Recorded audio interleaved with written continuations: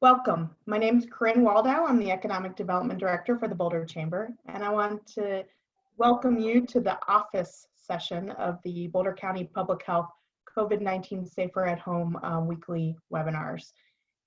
I want to thank you for participating, for asking your questions, for providing your feedback, and for getting this information to safely reopen.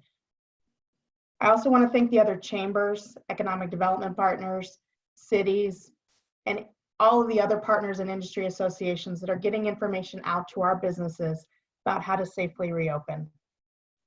And I want to give a shout out to Boulder County Public Health for providing these times weekly to answer your questions and provide the resources necessary to, again, open your business safely. At this time, I'm going to hand it off to Zach Swank with Boulder County Public Health.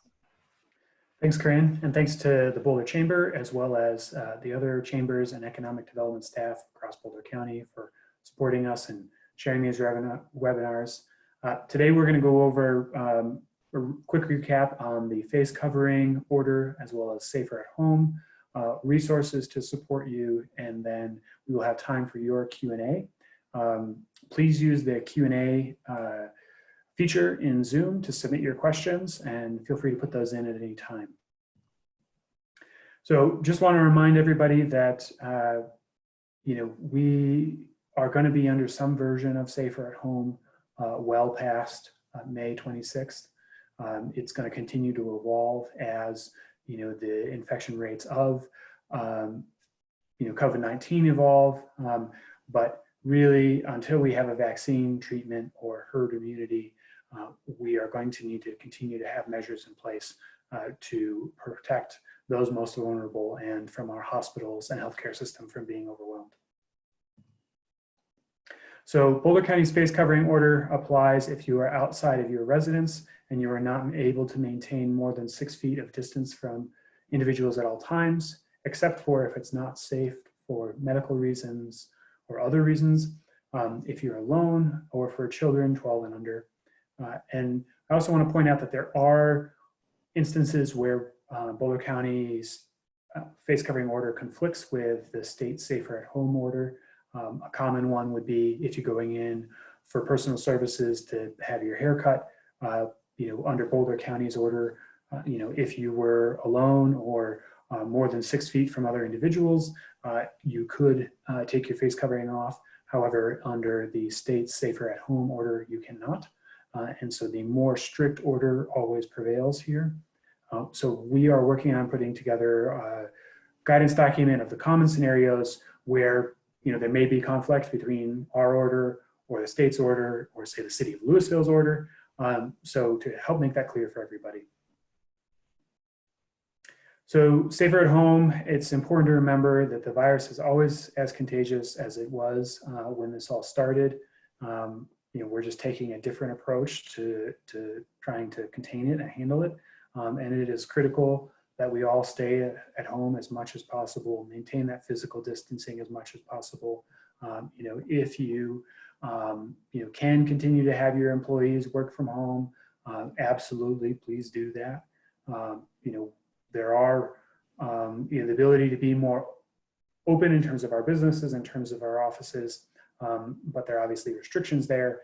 And if you can go beyond those restrictions, then that helps prevent us from seeing a spike in cases, which could result in a relapse of going backwards in terms of how open our businesses can be. And then it's also important to remember that there are some businesses that are still not yet able to open. So we really want to get to the point where we can have all of our businesses be able to be open. And with that, I'm going to turn it over to my colleague, Matt Hannon. Great, thank you, Zach. Good afternoon, everybody. My name is Matt Hannon. I'm the Boulder County Public Health Business and Events Liaison for office-based businesses. So that's really for anybody that is in any kind of office environment. So engineering offices, accounting, law, administrative, real estate offices, or any other professional office. So what can offices do? The big thing is really that 50% number you've probably heard about, return to work at 50% or less capacity. As Zach just alluded to, if you can return to work in a 50% or less than a 50% capacity and only have 20 or 30 or 40% of your office come back, then that's more desirable. That just limits the probability of spreading the virus more amongst everyone that's in the office. Limiting in-person meetings and congregating. So obviously not packing a meeting room full of everyone that's in the office would be ideal. Really having those meetings outside as the weather turns nice here in May would be preferable. And not congregating around, break rooms, water coolers, printers, that kind of thing. Assigning a coordinator is also highly recommended. So that could be an office manager, somebody in the HR department, somebody that's just taking a really strong interest in this. And they could be kind of the one to go to if there's any questions. They kind of are more in the loop or checking the county and the state websites more often than everyone else, just to make sure that they're staying up to date with the proper guidance. They'd also be the ones potentially sending out reminder emails or making sure appropriate signage is up around the office. Next, conducting cleaning with increased frequency. That's kind of a broad term, increased frequency. There's not really any set amount of cleaning that should be done. If you just had your office cleaned, maybe once a day prior to COVID-19, cleaning it 2 or 3 times a day, maybe wiping everything down once in the morning, once at lunch, and then once at the end of the day. Especially those high touch surfaces, we call them. So that would be doorknobs, faucets, there's a central printer, copy machine, handles on refrigerators or coffee makers. Those should really be cleaned very frequently. Ideally, once somebody touches one, they should clean it off from there. But obviously, if you can clean your office maybe 2 or 3 times a day versus just that 1 time a day, that would be preferable. And then proper social distancing and mask use. This isn't just in offices. This is everywhere right now. If you're going to pick up a takeout order at the grocery store, even going for a walk on a crowded trail, social distancing of a minimum of 6 feet and wearing a mask is required. And in offices, obviously, if you're by yourself and in an office with your door closed and you're working by yourself for an hour and not coming into contact with any of your colleagues, those kind of situations, mask isn't incredibly necessary. So yeah, it's kind of keep your distance when you're wandering the halls or in break rooms. Then wear masks whenever you're going to be in any type of meeting situation. So specific requirements, the 50% or less capacity is always kind of the headliner there. If you have 100 people in your office, 50 or less can come back. If you have 10 people in your office, 5 or less can come back. So that's kind of the big takeaway. Daily temperature checks. For larger offices of 50 or more people, those are required to do temperature checks on site in the mornings. And then if you have kind of a smaller office, that can be done with your employees just checking their temperatures when they're at home prior to coming in, making sure they don't have any type of symptoms, whether it's an upset stomach or a cough, or just aren't really quite feeling that well. In any situation like that, whether it's a COVID-19 symptom or not, they should 100% be staying home. Minimum of 6 feet between workspaces. So that can mean, if you're in a large office space and you have, maybe a room full of cubicles, that you have every other cubicle being occupied. So, and then obviously walking down hallways and coming into contact with any of your fellow colleagues or employees should always maintain that 6 foot minimum. PPE is personal protective equipment. So businesses are required to provide masks and gloves for their staff. The gloves are really more so important for if you're coming into contact with any type of customers that come to your office. But those are going to be required by law for businesses to provide to their employees. That said, if an employee would like to wear their own mask that they made at home, whether it's a cloth mask or whatever else, they're certainly welcome to do that. And then modifying the flow of people and ventilation. You'll probably start seeing, as more and more stores and businesses open up, that one door is just for entrance and one door is just for exit. So if you have the ability to do that, it's suggested, just so that you don't have to worry about crossing paths with somebody that's trying to get into the building while you're trying to get out of the building. Keeping windows open as well is suggested, and then keeping your HVAC filters clean and keeping them on so that you're pumping air throughout the building and making sure that there's not really any stagnant air.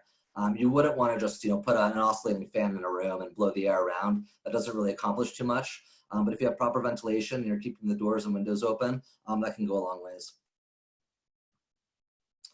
A couple common Q&A that we've received on a couple of our past workshops here, and that I've received just in general through email. Does the 50% max capacity apply to every office size? The answer is yes. So whether you're 200 people in the office or 20 people in the office, it should be 50% or less. And again, if you can have most of your staff continue to work at home and only have 10 or 20 or 30% of the occupancy, total occupancy in an office there, that would be preferable. Are homemade masks okay? Yep, they do not need to be, nor should they be at this point. Any type of surgical or high-grade medical mask, those should be used, in hospitals and for folks that really need them. So if you just have some kind of, ski mask or a cloth mask you made out of a t-shirt with your kids, that's totally fine. Does essential versus non-essential matter in terms of businesses? The answer is no. As of May 9th, we are now in the safer at home stage. So all offices are able to open. And so whether you're considered an essential versus non-essential business, as of a few weeks ago, is irrelevant at this point. And then do we need to allow high-risk individuals back to the office? The answer is no, you do not. If you fear that that employee was sick, or that they have pre-existing health conditions, or just that they're vulnerable or high risk in any way, you do have the right to keep them at home just for their safety as well as other employees in the office. I want to chime in there on that one. You also have a requirement and an obligation to make every reasonable accommodation to allow them to continue to work. Yeah, thank you for pointing that out, Zach. And also, obviously you can't discriminate against people for being in the high risk category. Great. So where to go for more information? These two top links are fantastic sources of information. I'm actually going to stop sharing my screen in just a second, the PowerPoint, and head to those sites to show you a little bit more about those.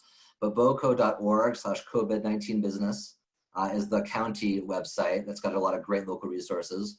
COVID19.colorado.gov is the Colorado Department of Public Health and the Environment, CDPHE, state website. Your Chamber of Commerce is always a great resource.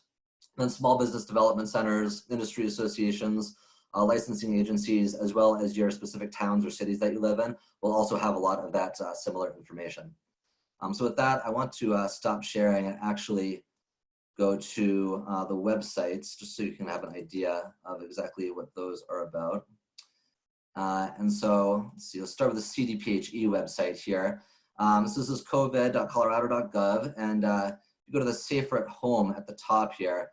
There's a lot of fantastic resources. You'll see this taskbar on the left will have all kinds of different menus, drop-down menus that you can access, as well as this one right here, office-based businesses. And if you go to that website, you can see you can get a number of different languages.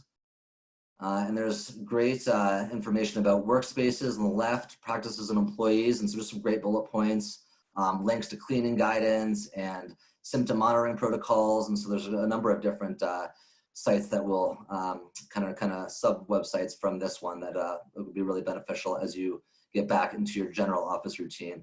And then to protect customers as well. Obviously in an office environment, you probably don't have the customers that the retail industry or the food service industry has, but some helpful hints there as well. And with that, we'll head over here to the Boulder County website, which has a lot of similar information. But if you really just scroll down on this main page, you can see you can get it in Spanish. There's some links to the different public health orders, and obviously the most up-to-date public health order.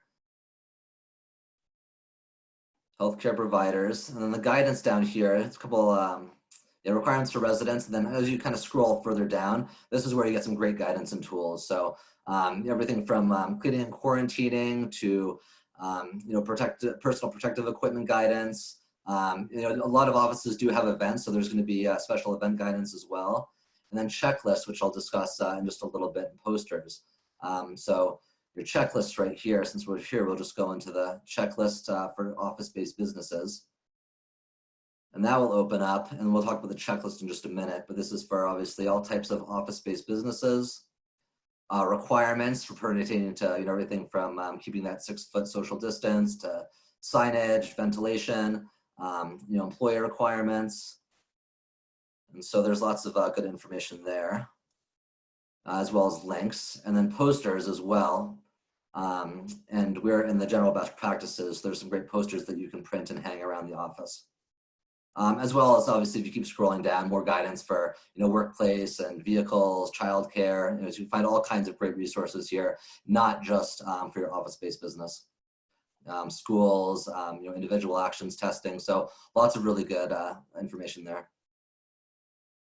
And with that, I'm going to hop back into our PowerPoint. Just a few more slides here before we get into the question and answers. Want to make sure we have plenty of time for that. So the checklist, I just showed you a little bit about that, what that entails. So compliance with the orders is mandatory here in Boulder County. Use of the checklist is voluntary. We strongly suggest doing so though, because there's a lot of great items on there that should be taken as precautions as you get back into work in your offices. The checklists are a compliance aid and a great communication tool. So not just for you as a potential coordinator for the COVID-19 in your office, but for everybody in the office to review, just to make sure that everyone's on the same page. And then the public posters as well are really helpful to hang around the office. And once again, that website, boco.org/COVID-19 businesses, where you can access those, the checklists and the posters, which will also be sent around to you in just a little bit. Enforcement. Obviously, we at Public Health, as well as law enforcement, do not have the capacity to come around to every office or every business and try to enforce these guidelines. So we are asking for voluntary compliance.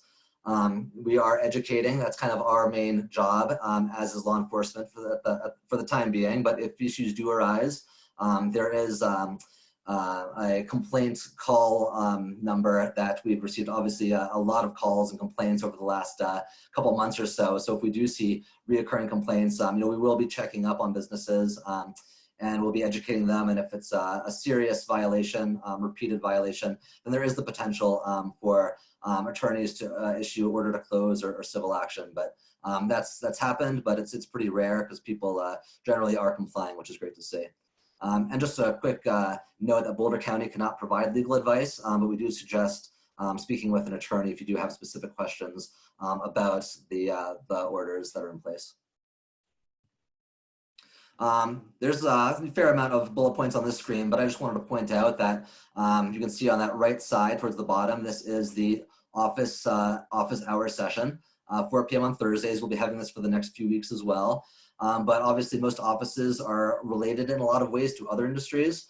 So as you can see on the left, on Tuesdays, starting a couple days ago, but going through at least the next 4 weeks, there will be food service, field services, limited healthcare, and personal services office hours similar to this.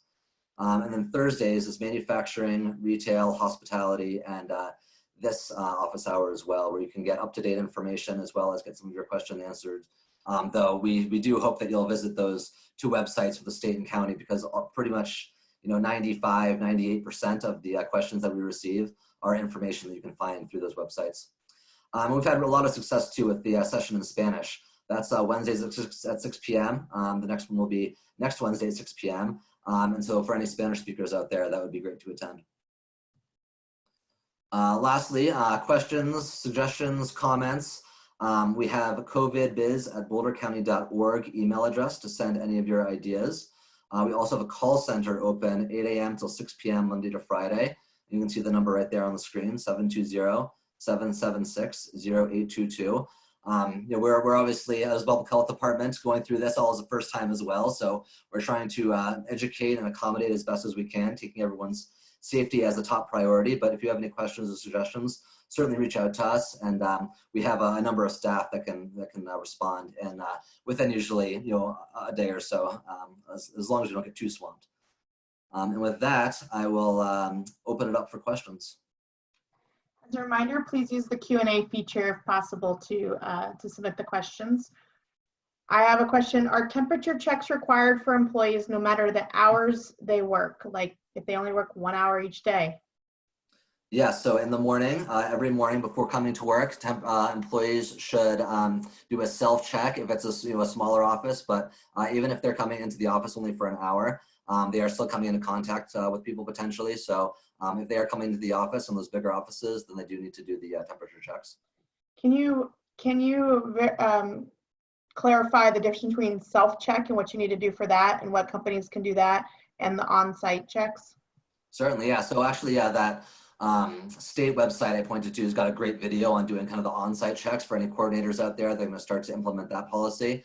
But if someone's at home, a self-check can be taking their own temperature. And it can really be, it doesn't need to be an official log, but you do need to, obviously test yourself and then make sure when you wake up, you don't feel any type of symptoms. Showing up to those larger offices, they will have temperature checks, generally with a thermometer that you can just kind of point to the forehead, and within a couple seconds, temperature is taken. So that's just kind of the difference there. And following up on that, if the state's order says, best practice is to implement a temperature check station at the business. If that's not feasible, the employee will check for symptoms at home and report symptoms either electronically or on paper per the system created by the business. So, a key point there is that even if employees are self-monitoring their symptoms and temperature at home, it does need to be reported at the start of every day and recorded by the business. And that's where having that coordinator would really come in handy, because that would be kind of the point contact for collecting that data every morning. Zach, do you want to bring up the ADA and site to share? Yeah, Matt, can you go back to our Boulder County COVID page and refresh it? We've got a new document on there since I think you last loaded the page. But we've been getting a lot of questions on what are HIPAA requirements and how to collect this information, like sensitive health information, et cetera. So Matt, if you go down to our safer at home, and then under the Boulder County guidance section, keep going. There is now that second bullet, ADA guidance about employee health information. So this is from the Equal Employment Opportunity Commission, excuse me. It is dense. There's a lot of information on there. Not going to lie to you. It takes a little while to read through, but the good news is that it's thorough, and it has probably all of the answers that you're seeking on how to collect and maintain employee health information in a way that complies with ADA.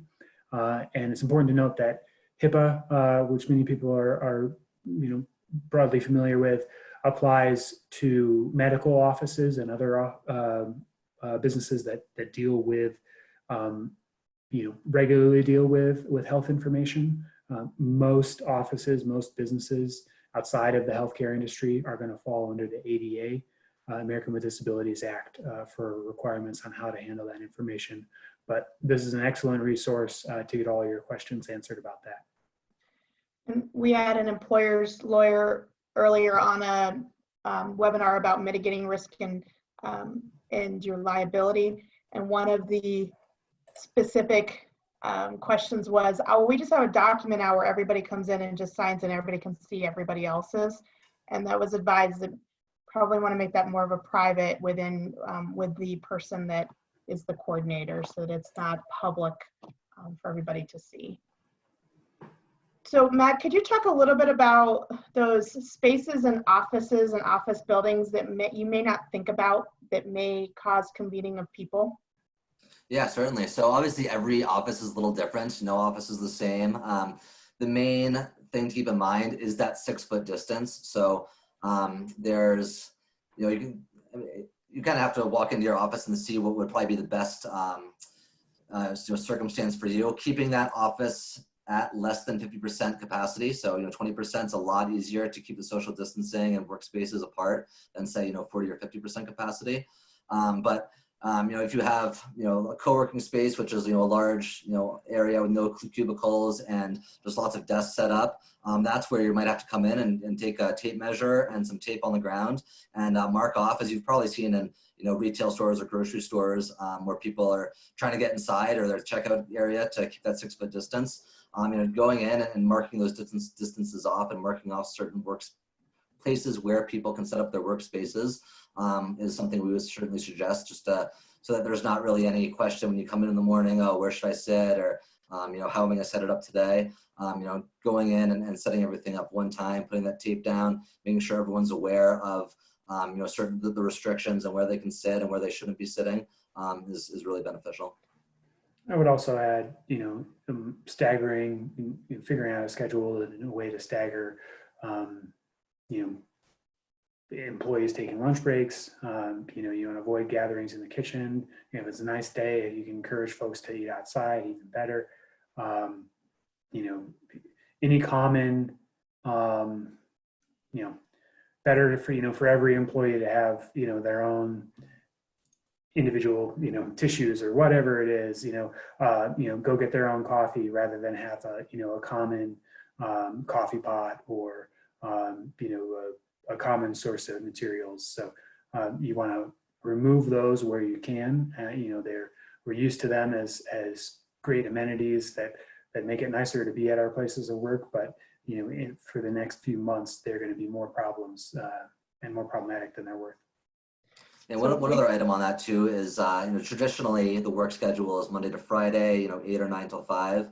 But if you can implement some kind of adjusted work schedule, so if someone wants to come in on a weekend, on a Saturday when the office is really quiet, or someone wants to come in and work, you know, 6 a.m. till 2, and someone else wants to come and work from, you know, 2:30 till 9 or 10 p.m., just to lessen the amount of people in the office, that's something we suggest doing as well, if possible. We've also heard about, you know, going into meeting rooms. If you have a meeting that starts at a time, and even if you have social distance in the meeting room, the doorway to get into the meeting room, if everybody's entering at the same time, or if you have to crawl around other people to get to your seat at a really large table, thinking about those things as you're thinking about the social distancing and the spacing in your office. Yeah, meetings we certainly suggest, you know, having meetings outside if the weather's beautiful. I think everyone, you know, kind of likes that idea. And obviously, you know, if you can do your meetings via Zoom or Skype or Microsoft Teams, and just keep those meeting rooms not full of people or even half full of people, is preferable. Okay. And one of the other ones that was brought up was elevators. This was a question about, you know, elevators, how to handle elevators, and then if there were printable posters for elevators. Yeah, that's a good question. Elevators, obviously, there'd be a lot of high touch surfaces just on the buttons, so that's something that's got to be cleaned, you know, very frequently. But I actually haven't received that question, so I'm not sure. Zach, have you ever received questions about elevators? No, but I think, you know, many of the posters that the Boulder Chamber has produced would be, you know, appropriate for an elevator. You know, reminders on, you know, obviously wearing a mask is required, but you know, if you do have to sneeze into your elbow, that type of stuff. So I would encourage, you know, whoever is looking for that to review the posters that the chamber has produced. Okay, and speaking of posters, and I'll bring up the posters in a few minutes. One of the questions is, we own an office building that we're located in. How do we get mask compliance from our multi-use offices, dentists, psychologists, physical therapy? We did place posters out, but how do we assure compliance with the other industries? So yeah, so there's, so you should definitely work with your tenants. Your tenants are responsible for their spaces, and as the building owner and property manager, you would be responsible for those commonplace spaces. So that would be the lobby, the hallways, bathrooms that are not specifically in one of your tenants' spaces. So that's kind of where we generally kind of provide the guidance. But there are sometimes overlapping areas in specific situations. So if there's, you know, a really specific situation, you can feel free to reach out to us, and we'll provide some more specific guidance. Maybe Zach, you can talk about, you know, that there are other industry group webinars like this, and that groups like dentists fall under healthcare, and then physical therapy may be under the limited healthcare, and they're required to have masks as well. Yeah. So each business is, you know, is responsible, you know, for their own operations and for, you know, the customers entering their business. You know, as Matt said, you know, the requirements of a property owner or landlord would be the same as already, you know, underneath your lease. You know, if you know, under the lease, the property owner is responsible for maintaining common bathrooms, then you know, that would continue to be true, and then the property owner would be responsible for the increased frequency of those bathrooms. But for an individual business, as Corinne said, a dentist is going to have different requirements than physical therapy, et cetera. And they would be responsible for meeting their own requirements within their business. This is also a great time to highlight that tomorrow we are going to be sharing a feedback survey about face coverings and about physical distancing. And what we're really looking to understand is what compliance are you all seeing out there in your businesses? And then what challenges do you have? Particularly we want to understand what you're seeing of the customers that may be entering your business. So for some offices, maybe not that many customers, but we want to use that information to help guide what our next steps are with Boulder County's face covering order, which is the only current local Boulder County order that we have, except for Louisville and other cities have their own face covering orders as well. But also to understand what resources and support you need in complying with the state order. So please keep an eye out for that coming from Corinne tomorrow. Yep, I will send that out. In addition, I'll send out an email with this recording and the link to the resources that were brought up, including the ADA guidelines, all of that. You'll see that I shared my screen, and on my screen are those posters that are linked to. You have the wash your hands in the bathroom, this keep a social distance 6 feet, or a mask, wear a mask and gloves if you have a glove requirement. If you're sick, please don't come in. Don't convene in groups, which is great for break rooms, and so forth. So these are all available to you. They are not branded in any city, and you can download them, print them in 8.5 by 11. In addition, we have them in Spanish. So you have also gotten, and will get again, the Spanish link. You do not need to do all the translation into Spanish. That is available to you. So a lot of the questions that are asked about the posters or what you need to, the education for people coming in or your employees are provided in these common share posters that we're sharing throughout Boulder County, so that we have similar look and people can trust that it's coming from this a larger source. One more piece, this one poster that says open for business. If you do have any interaction with the public or your employees and you want to assure them that you've gone through this checklist and you're meeting all the requirements, that self-certification that they talk about, you can put this poster out that kind of says we're following the state and the county requirements, and we're open for business, and we're doing this for our health and for our economy. So please feel free to put that poster out as well. That was kind of asked for from the different chambers and businesses. Okay, I have another question for you. Could you recap what Boulder County's face covering orders are, and then talk a little bit about that, if one's stricter, like if you're getting a haircut and you're 11, so forth? Yeah, so the stricter order always takes precedence. And here in Boulder County, we do have the order. Actually, I might just share my screen. And we can go back to that order that Zach mentioned earlier. So yeah, face covering order. So if you're outside the home and or within 6 feet of someone, so that generally means any business you're going into. That could be obviously grocery store, any type of Home Depot or Lowe's, anywhere that you're going to be close to somebody. If you're out on a trail somewhere, if you're going to on a hike on a Saturday morning at Chautauqua, there's going to be 1,000 other people there. So yes, you should be having a face mask if you're going to be just even going on those trails, because you're going to be getting in close proximity to other folks. If you are going to be by yourself in your garden, in your backyard, that's not one of those times where you need to be wearing a face mask. Also, obviously, children under 12 and anybody with any type of breathing issues or safety issues with wearing a mask, they also are exempt from that rule. But generally speaking, if you're leaving your house and going anywhere where you're going to get in contact with anybody, you're gonna have to be wearing a face mask. And the other thing Corinne hinted at is that that is Boulder County's order. The state's Safer at Home order also addresses face coverings or masks. And there are times when those, one order is more restrictive than another. For example, the state's order says for offices to strongly encourage or require the use of face coverings or masks for customers, whereas under Boulder County's order, if those customers aren't going to be able to maintain greater than 6 feet distance, then it is required, not strongly encouraged. So we are working on producing a guidance document that outlines some of those common areas where there's overlap.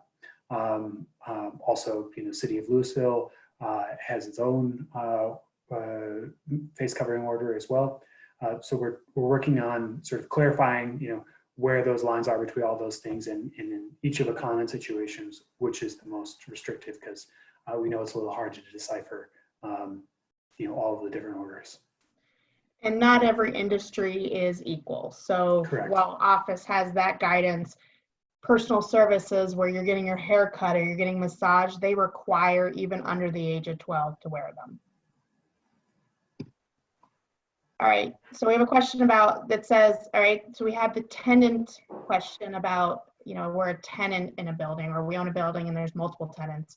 We also have a question that says, we own our own building and we're the only occupant. We keep the front door locked and do not let clients inside our office. We drop documents in a box and retrieve with gloves on. All sound like great best practices. How long can we continue to work with the front door locked? What are your expectations, and when will clients be expected to be able to enter? Yeah, so there's not really an exact timeline at the moment. Obviously, we shifted from the stay-at-home order on May 8th to the safer at home on May 9th, and that's going to be in place for the foreseeable future. So, it's up to you if you want to, you are allowed to have that front door open and customers can come in, obviously keeping that social distancing. And it sounds like you got great practices going on, but it's really tough to put a timeline on right now. I know that Governor Polis is going to be issuing some more guidance on May 25th pertaining to different industries, whether or not he touches base on shifting from the safer at home order to something different. I'm not sure about, but yeah, there's not really a good answer, an exact answer that I have.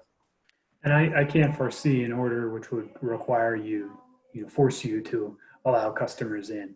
That's a great best practice that you have going on. And if it works for you and your business and you can continue doing it, please by all means continue that. And